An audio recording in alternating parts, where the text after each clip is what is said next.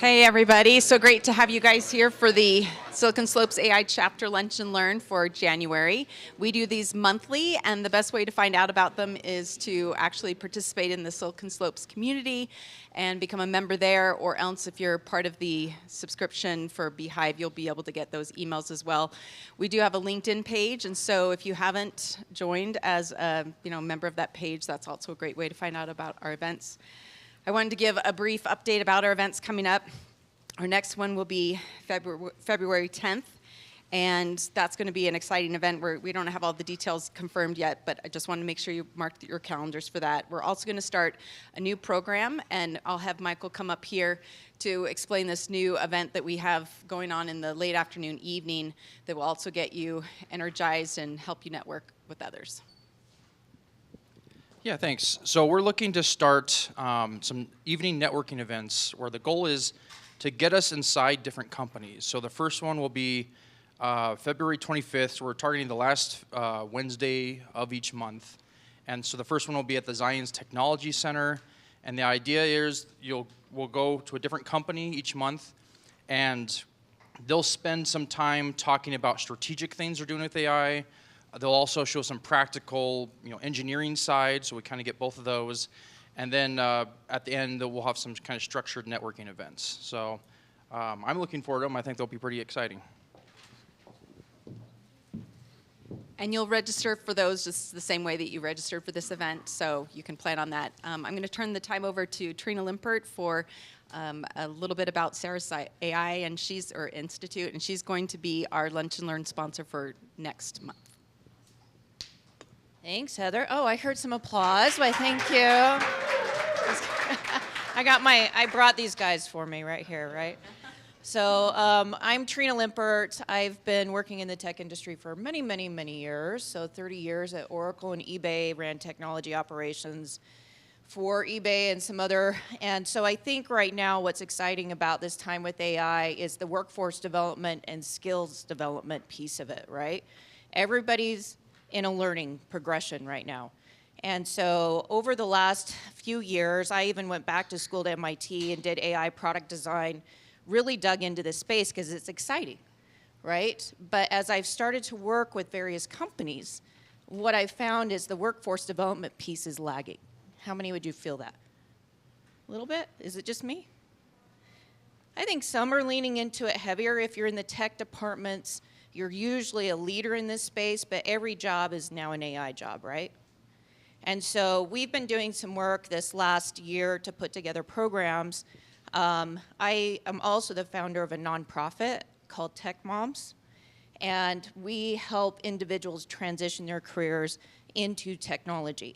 And we've been running about 5 years. We're closing almost 1,000 graduates by the end of the year. So pretty incredible to see these transformations. And I think what's important is understanding that everybody needs to be upskilling in AI. How many of, because you're here, you're the leaders in this space, right? All of you, where are we at on the AI? Raise your hand if you've done some form of formal AI education.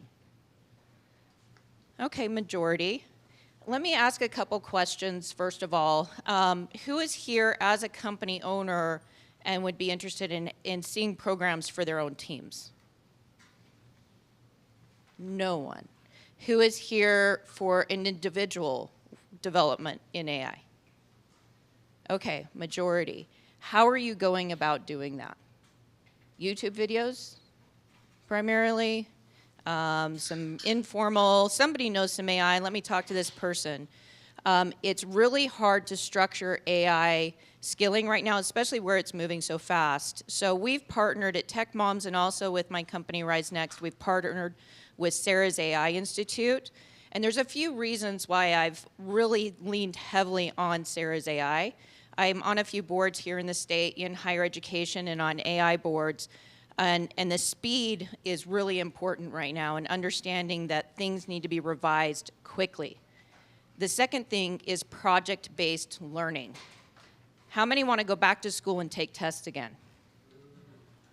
I won't do that to you, okay? We don't want to be doing that. We want to do project-based, hands-on learning. So with Tech Moms, we partnered with them to do a foundation AI skills, so they have a Powers of AI course just for anybody you're getting to know AI, right? So there's a foundational course. There's also a AI Master Cert. How many developers are in the room? We've got about 6 or 7 of you. So we have created what's called an AI Master Certification for those that have 2+ years development experience, being able to upskill in AI with hands-on projects in 5 months.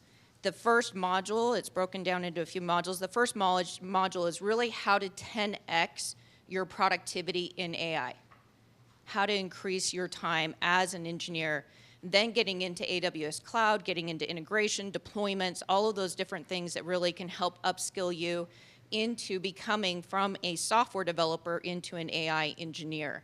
What's great about this is we call it BYOP, bring your own project.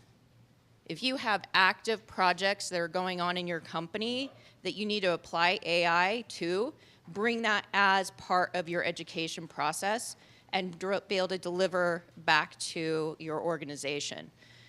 We wanted to also make this very affordable. So it's only $500 a month, so $2,500 total for 5 months of education. I can tell you at MIT, I paid 10 times that, right? So really being able to do this in an affordable way, not just for you, but if you have teams at your company or others that might be interested, please have them reach out to me. We have a course starting February 2nd.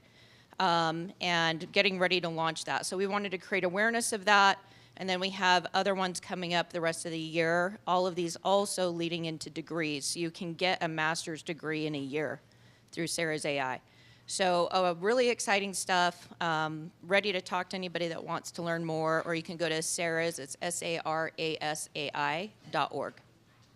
Thanks, Heather. Thanks, Trina. Okay, so we're really excited to be able to introduce our speaker, and he's also going to be introducing our lunch sponsor as well, JobNimbus. And Tyler Folkman is somebody that I've been able to work with in the past 2 years with the Silicon Slopes AI chapter. He used to be the former chairman, and now he is the chief AI officer for JobNimbus. So I'll turn the time over to Tyler for his presentation. Give him a round of applause.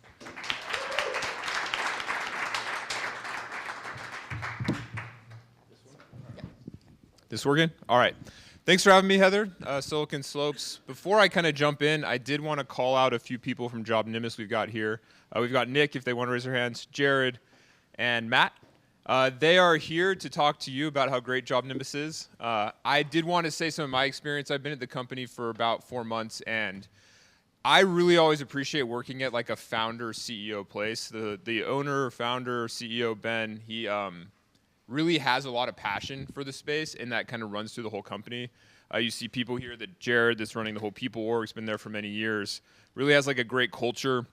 It's in Lehigh, which I think is a big plus, and also just growing. Like, it's great to be part of a team that's winning. So if anyone here's looking, trying to do something fun with AI, I definitely talk to these guys. We're hiring for pretty much everything. Like, yeah, we are. We need engineers too. Yeah, engineers. Yeah. You can be more happy. The grass is in fact greener. So, all right, let's jump in. If you want, stop me as I'm going through this. I like this to be more helpful than just like me talking at people. So if you've got questions, hit me up. So I've been wondering a lot, like, what actually matters when it comes to coding with AI. Has anyone here used AI for coding?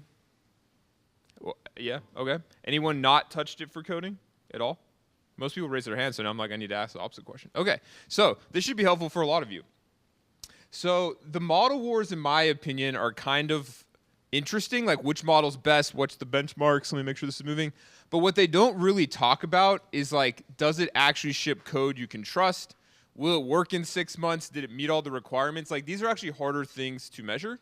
And if you look at the benchmarks like Software Engineering Bench, Verified, these start to become gamed. Like, the system is fixed, and the companies try to maximize their score on these different benchmarks. So I wanted to kind of figure out, and even like part of my role at JobNimbus is like, how do we have the best tools possible and not just get stuck in like what we're currently using? So one of the things I wanted to try is an actual zero-shot experimentation. What tools can create an application with zero input, just one prompt, and which can follow the instructions the best and get to the end. And even maybe more importantly, what tool works the best in which system.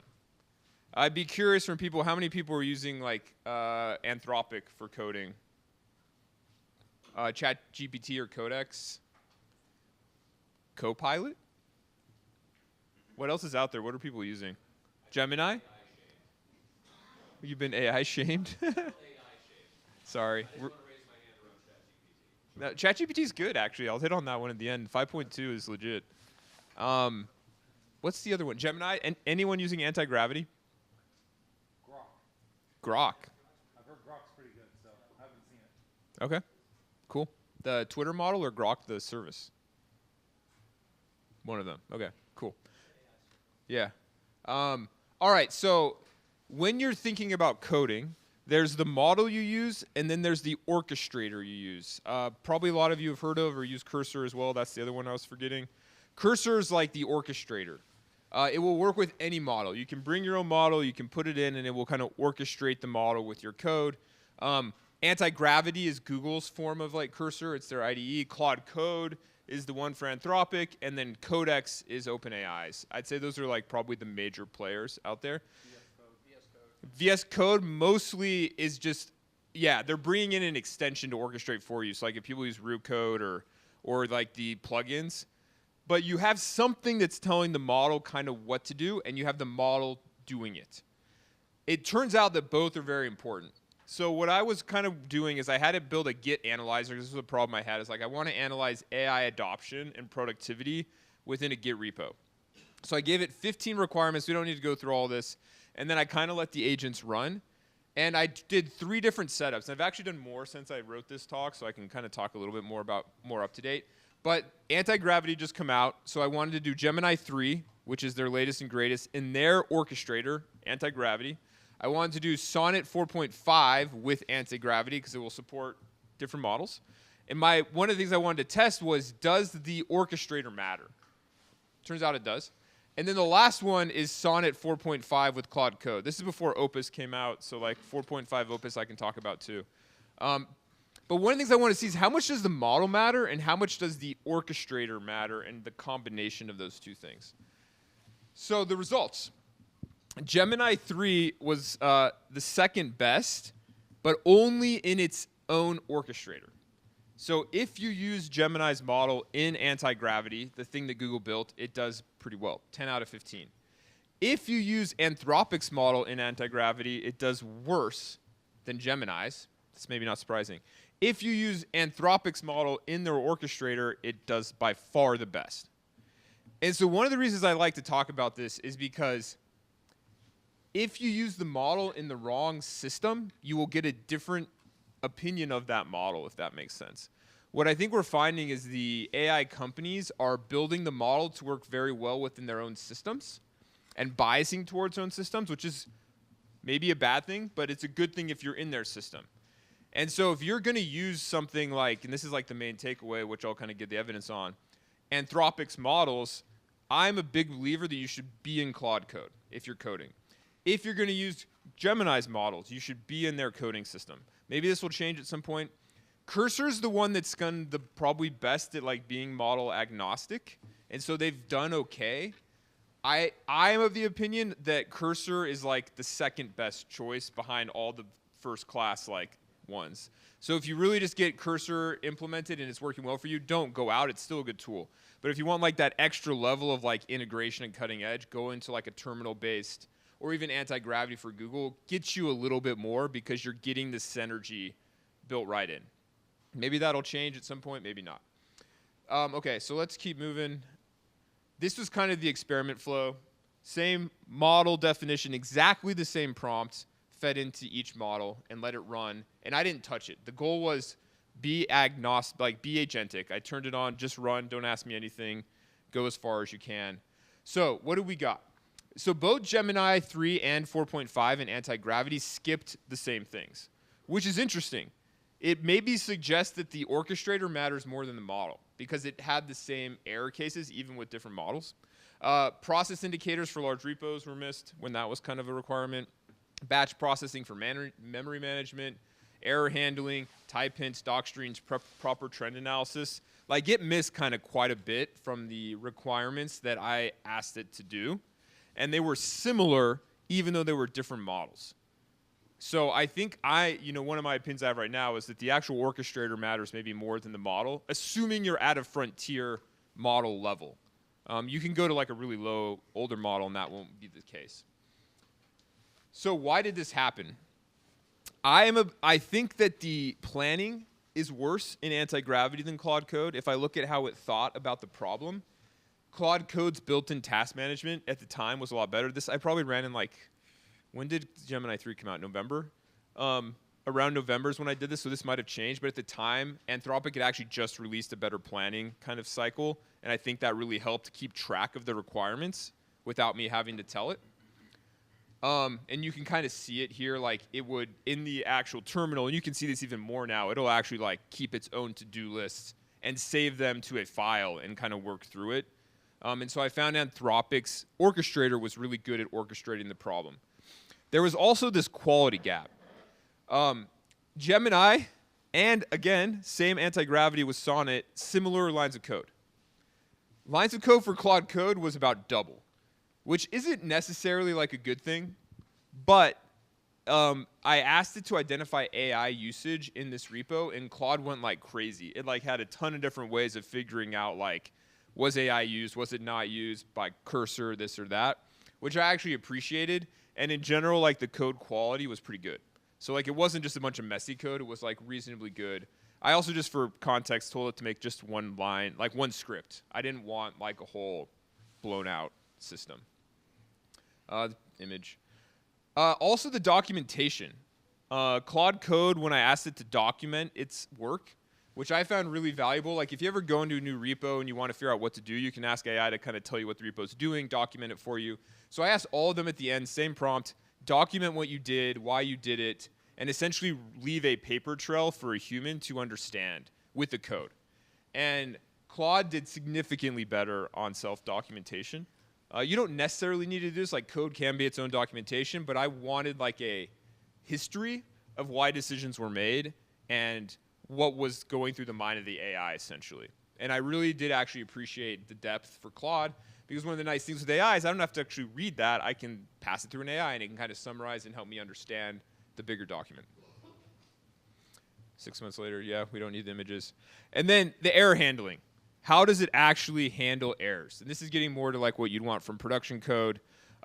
Sonnet in Claude Code really had just a much cleaner way of doing the errors. It gave like actual like what you should do, what's the error, as opposed to just like the trace. In anti-gravity, which is kind of kicking back like the coding error, as opposed to, you can see in Sonnet, it was like, please provide a valid path or URL. Like it was kind of giving that better user experience in the error handling. And then, maybe not surprising, the biggest AI adoption finding was by Claude Code that had significantly more code to find it, which is interesting. Like if you're thinking about this as not a fully deterministic problem, like we had to build an algorithm to figure out if someone was using AI, they all kind of gave different results on this 256 commit base.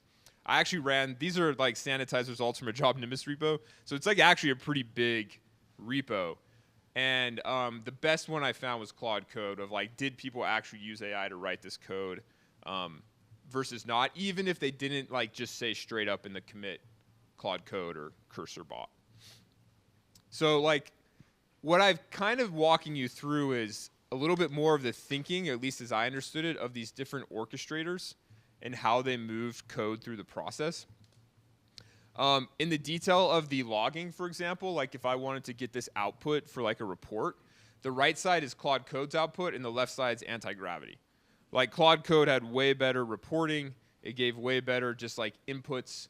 And so like the decision making from the agent, I found to be much more akin to what I would expect from like a senior engineer, as opposed to like the MVP out of the box. Obviously, I think with like anti-gravity, I could have riffed on it. Oh, make this change, make that change.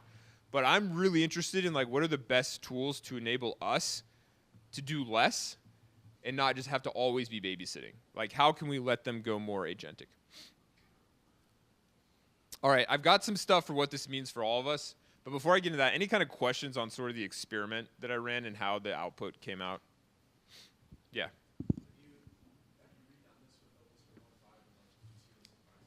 Yeah, so I did redo it with Opus 4.5, and I recently did it with Codex 5.2 High. Opus 4.5 is better than Sonnet 4.5. It just does better. Like across the board, it was just better. I ran 4.5 Opus versus Codex 5.2, each in their own orchestrator, so Codex, Claude Code, and it was close. I think maybe Codex was a little better. So my kind of read on it right now is if you want the cutting edge, Codex or Claude Code.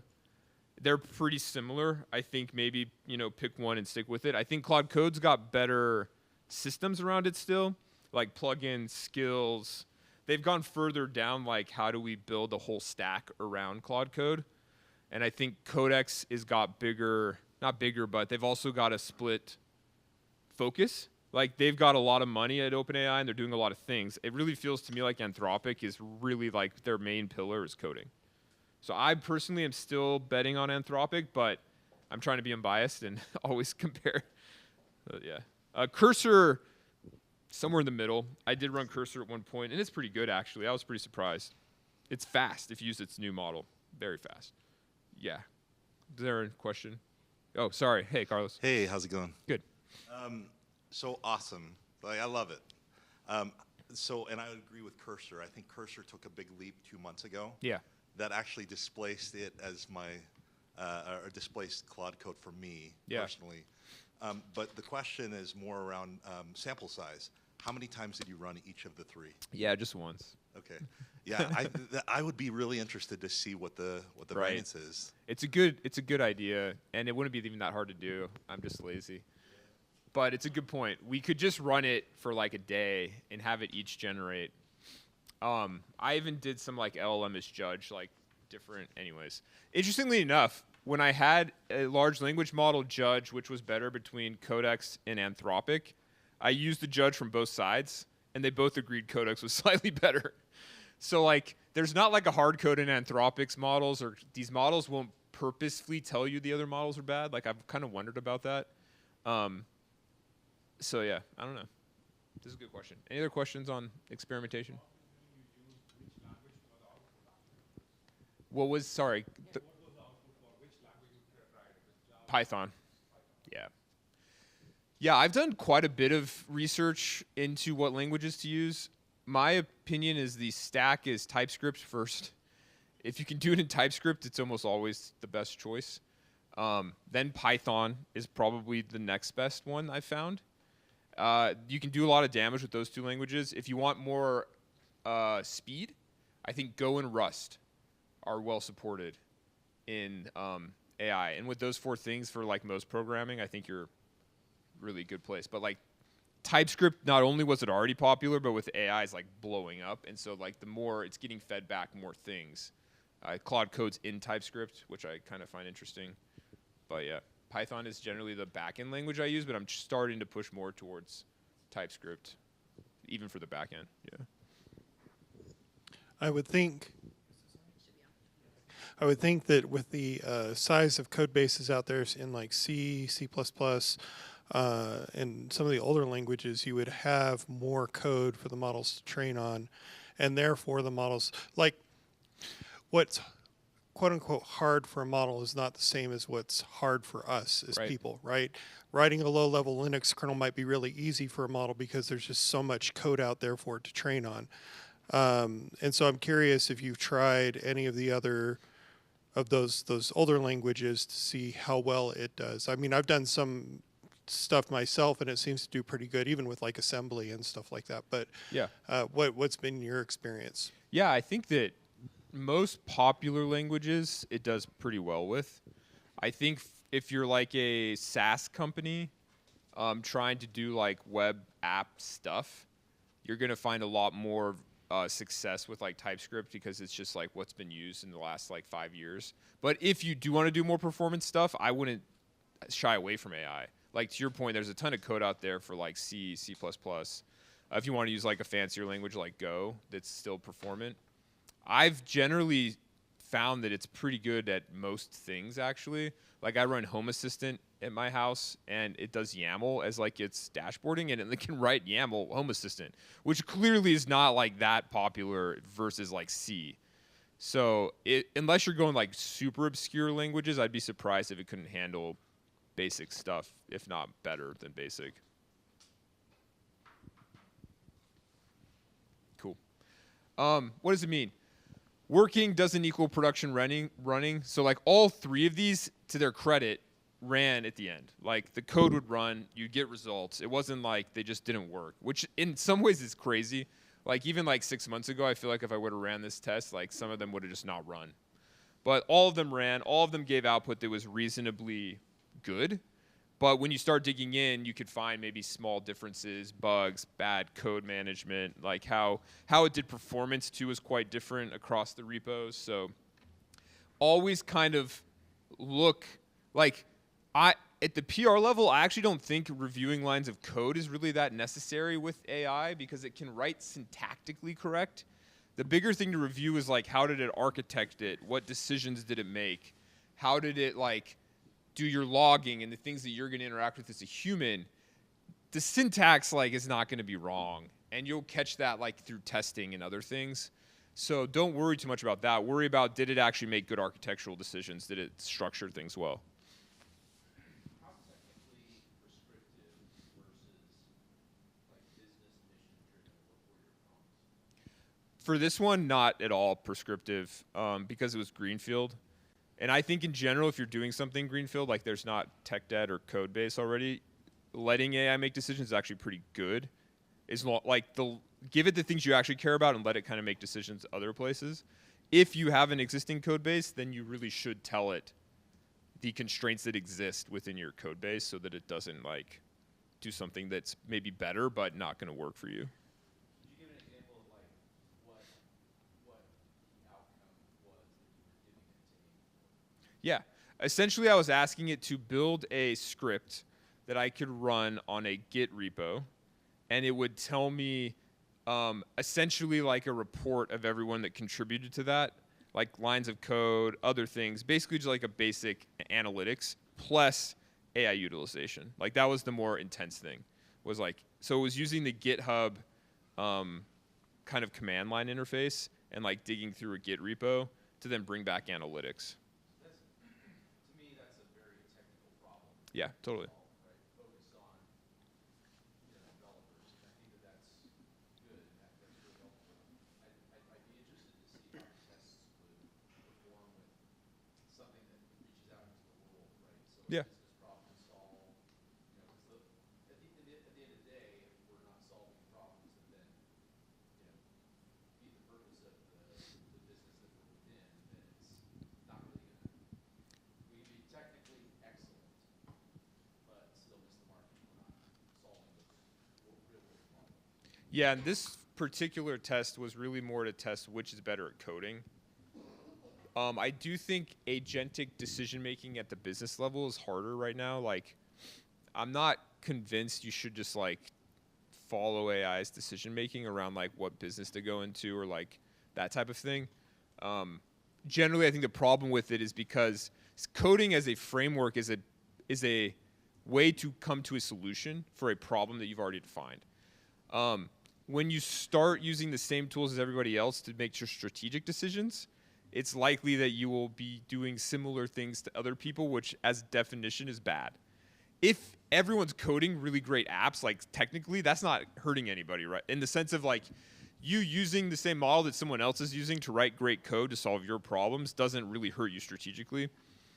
The kind of like everyone's using the same model to ask like what stock should I buy just doesn't make a lot of sense to me because we're all going to get the same type of advice. So at some point like that hurts you knowing that you're kind of relying on the same information, but for coding it doesn't really matter. In fact, we want to be using each other's information to write the best code possible. But yeah, it is. There are other tests, actually benchmarks on like Claude had it try to run a store. You can go look up this. Like Anthropic had it run a store and it like gave away product and all this. Like it was a real store and like had money. Like it was like an internal experiment. People in the company could buy stuff from it. And of course, since it's Anthropic, these people know AI, so they're like convincing it to give them stuff for free and like bad discounts. So they generally took it as a failed experiment. But it's a really interesting question, but a little different than this question. Yeah.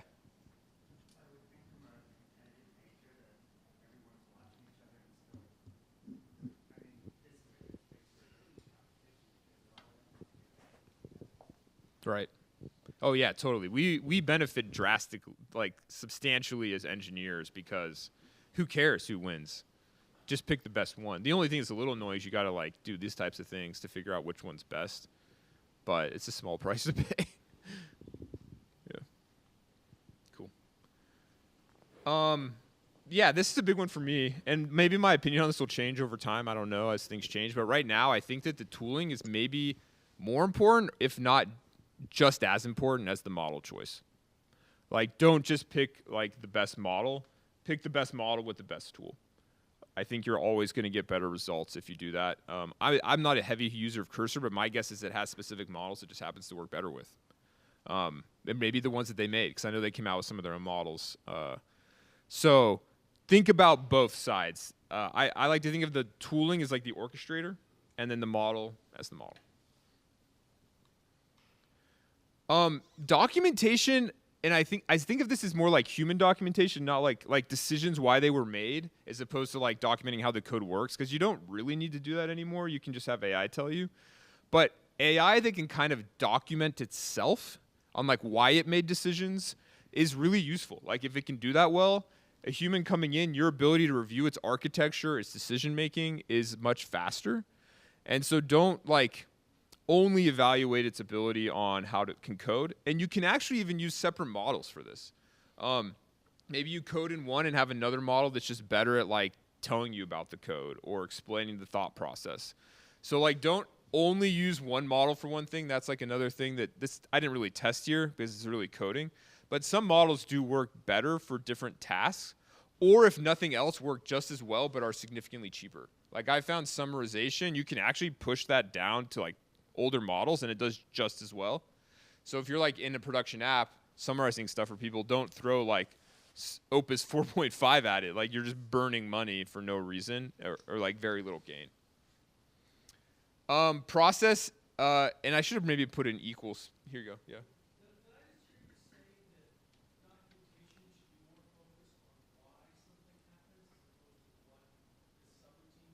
Totally, yeah. Yeah. Yeah, and that's not even a new idea. Like, for a while, a lot of coding has been going to, like, code is the documentation. Like, if you write good, clean code, it should be easiest to read. Yeah, that's fair. But with AI, it doesn't even necessarily matter if it's that clean anymore.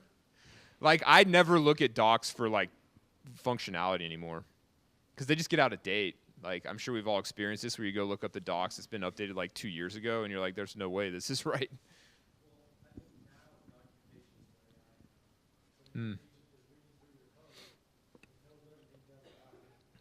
Right. Right. Indexing sort of your code base.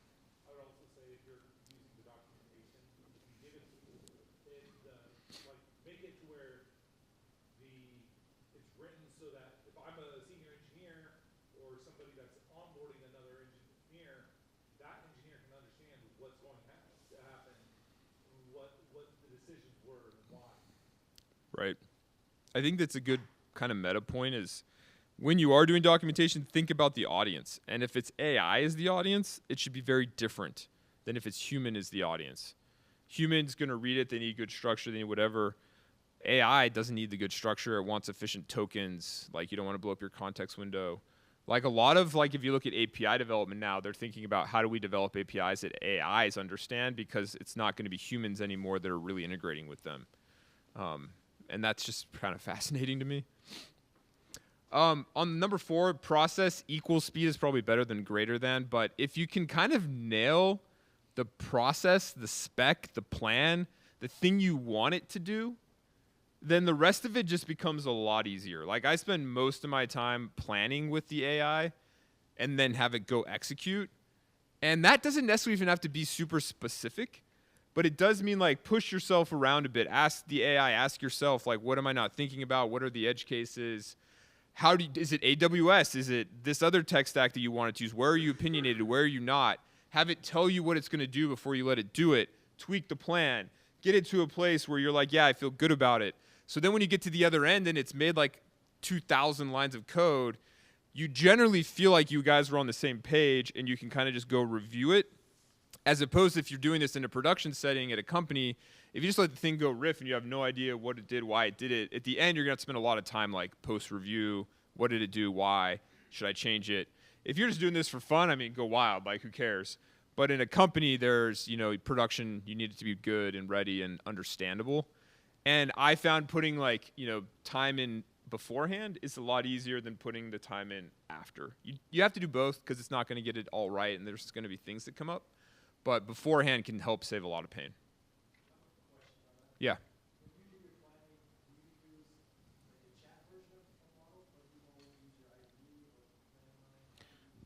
I always do it in Claude Code command line.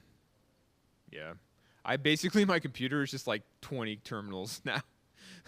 There's like no other UI. I hate using tools that don't have like a CLI. My team we do all of our documentation in GitHub so we can use AI to like read it, track it. You got to start thinking, what is the thing we're doing and who's it for, like I said. And if it's for AI, you should make it easy for AI. And then usually what you want is something that can do both. And some of those tools exist, like Linear kind of did that for project management. They're kind of pretty good for humans and pretty good for AI.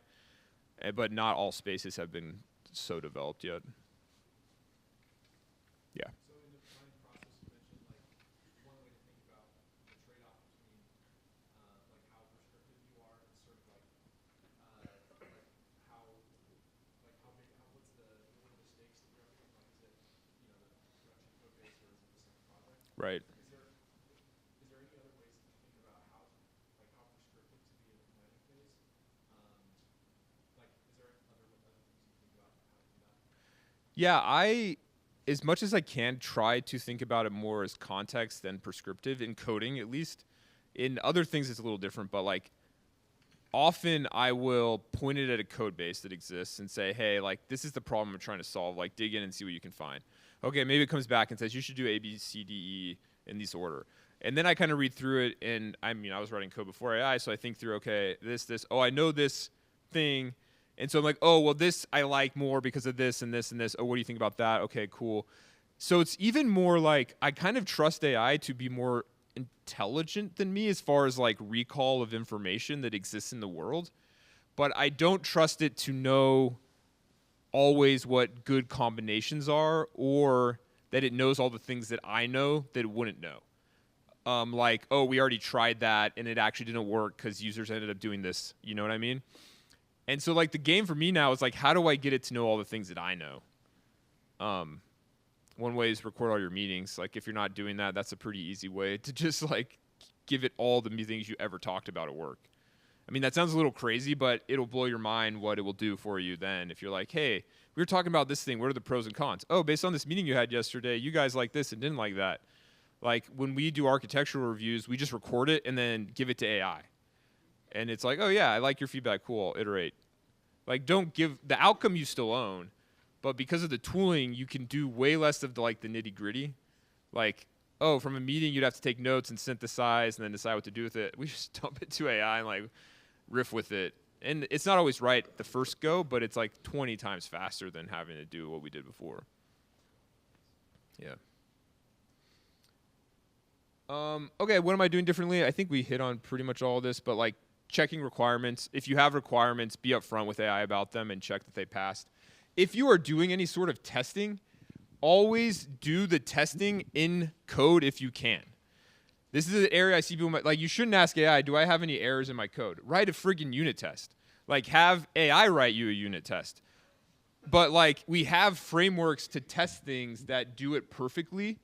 Don't have AI try to figure out if you did good unit testing. Like it can figure out if you did it, but don't let it analyze it as a unit test. Actually write the unit test if that makes any sense. So if you have requirements, figure out a way if you can, if at all possible, quantitatively check them off. Don't ask AI, did I do this? Say, yes, the code does compile, or yes, we have 80% test coverage and all the tests pass, type of thing. Defaulting to structured environments definitely helps, like the more structure you can give it. Comparing complete examples, that's like end-to-end testing. So like the more you can give it an end-to-end test at the end to compare against, the better. That'll kind of give you more confidence in the full flow. And then optimizing for like 6-month velocity. By that I kind of mean is like, we're now architecting the systems that AI work in my opinion. So don't be lazy about the things that's going to bite you 6 months from now. So like that'd be like writing the test, having good CI/CD, having good logging, monitoring. I spend maybe 80% of my time when I'm coding on the system and almost 10-20% on the actual coding. Because if I can get the system right and then everything passes, then I can move at the speed of AI and then check things at a high level as a human. If you have a system you hate and are coding with AI, all you've now done is made yourself the code reviewer for AI, which is actually the worst job than writing the code. So you've got to really get your system in a good place, and don't be lazy on the things that are going to make you happy like 6 months from now. Be lazy about coding, in my opinion. Like, let AI write all the code. It can do it. But don't be lazy about the system you let AI operate in. Experiment you should run, because I think there's been some good questions about, did you do that, did you do this? Pick a real task with 10 specific requirements. Apply it to your own company, your own life, your own whatever. Maybe it's not even coding. Maybe it's like making you $1 million in the market.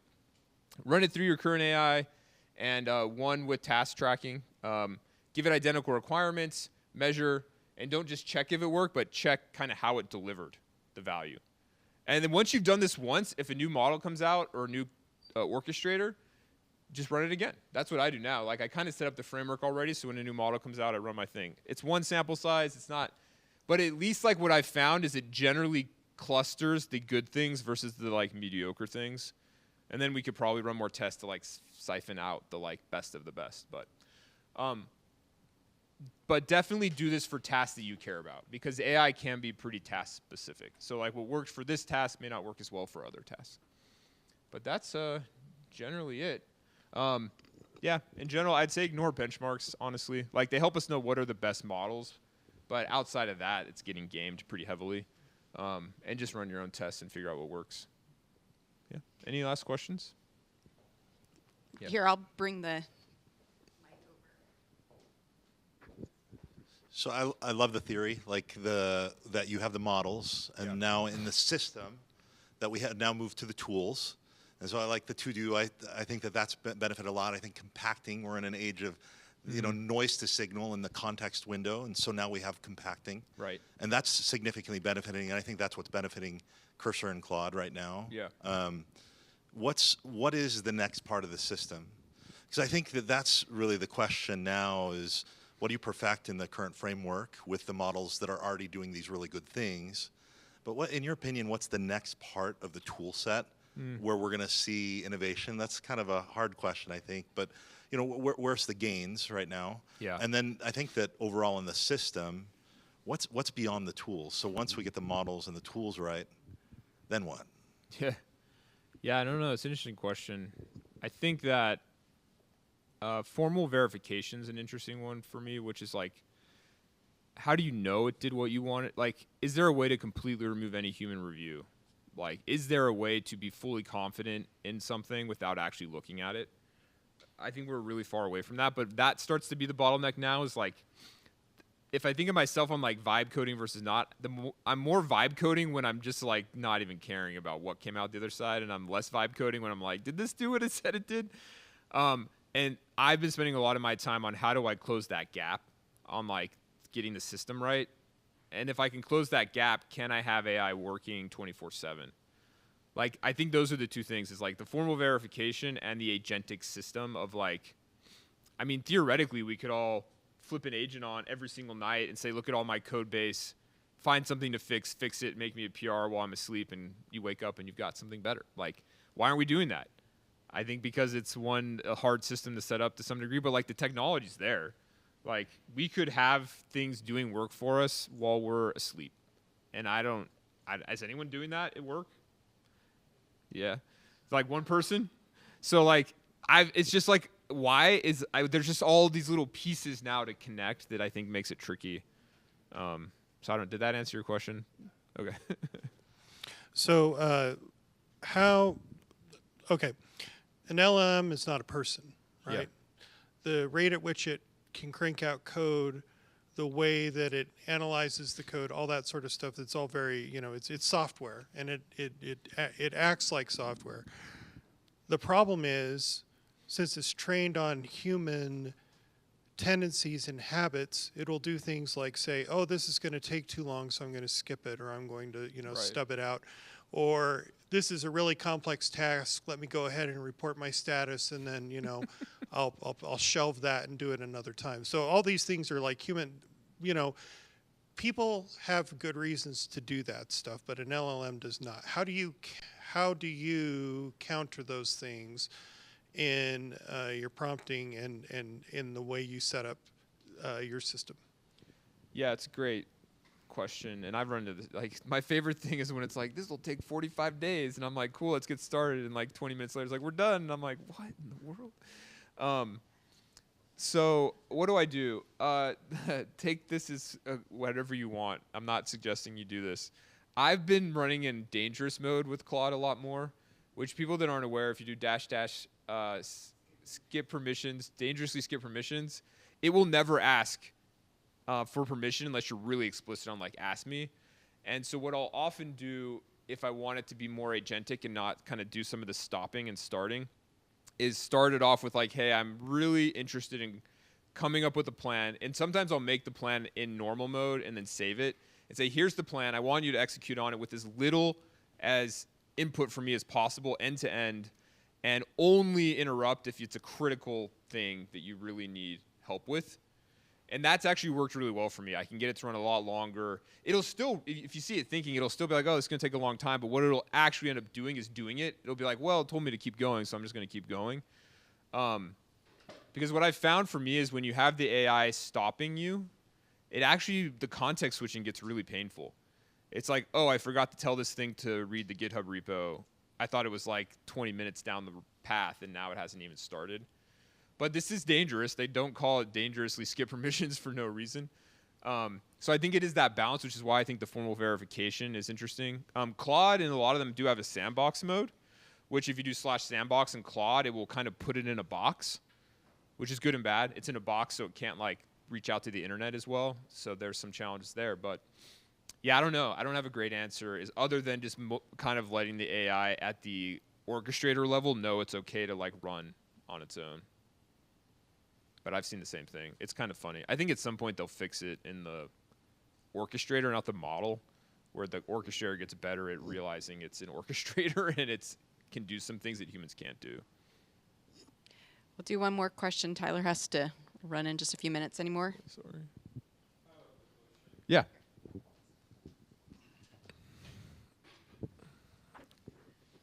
So how is the context of MCP you guys are looking in with AI? User consent design, or it's a service principal design, and how the data modeling and the permission modeling are coming? Yeah. It's a good question. I think that MCP specifically is kind of an interesting one for me. I've moved more away from MCPs over the last few months towards just command line interfaces and good API definitions, because I think we're finding that tool calling with AI is really powerful. So I actually just revert more in my head to like what makes a good API for human or a good command line interface. And then I do a pass on like, what would AI do differently? Like, can I make it more direct? Can I, like, how do I have to lay this out so if I know an AI is looking at it, like, what would it do? But it's really not that different, honestly. In my opinion, I found if a human likes it, an AI will probably like it, which might be back to this point we just discussed, which is trained on human data. So, like, I actually am finding myself going more back to just writing good APIs with good human documentation that you just feed to an AI and then it does tool calling. And then on the permission side, nothing too different. Like, it's just more important, like row level security in your databases and like really making sure the AI can't call things it's not supposed to. Because we kind of get away as humans is like making this assumption there's a rational human actor doing something. And you see that in the code, right? But with AI, you can't do that. Because it may seem rational to a human, but not to an AI. And so it might be like, oh yeah, like this is where you hear like deletes the database. Like, how could you possibly do that? Usually there's like a reason. If you kind of look back to their prompts, like, oh, I can kind of see how an AI might interpret this that way. But clearly was very bad, and a human would never do that because it would know. So you kind of have to spend your time crafting the system such that a non-rational AI actor can't cause devastation, in my opinion. Yeah. And yeah, sorry I can't hang out. I usually like to hang out and chat, but I've got to run to a meeting. But if people want, hit me up. I'm on LinkedIn. Tyler Folkman. I'm happy to chat, answer questions. Chat with these guys from JobNimbus if you're looking or if you're not looking. I think we are doing some really cool stuff. I think regardless of where you're at, if you're not coding with AI, you're going to get left behind. It's no question. Like 100%, it's going to be the way all code is written at some point. I don't even think that's a bold statement anymore. If you've used it, it's just insane. And if you're not a coder, in some ways, you're the most benefited from this. Figure out some of the basics on like how to get code up and working, and AI can like take you the rest of the way. I'm not saying you should like write like a payment stack or something super like bad, like don't do that. But if you're like build yourself your own little app in your free time to help you manage your finances or your kids' time or your activities, like that's like these micro apps are so approachable now to help you in your life. Don't roll your own bank, don't roll your own healthcare system. But other than that, it's pretty fun. So thanks for having me. Awesome. Thank you, Tyler.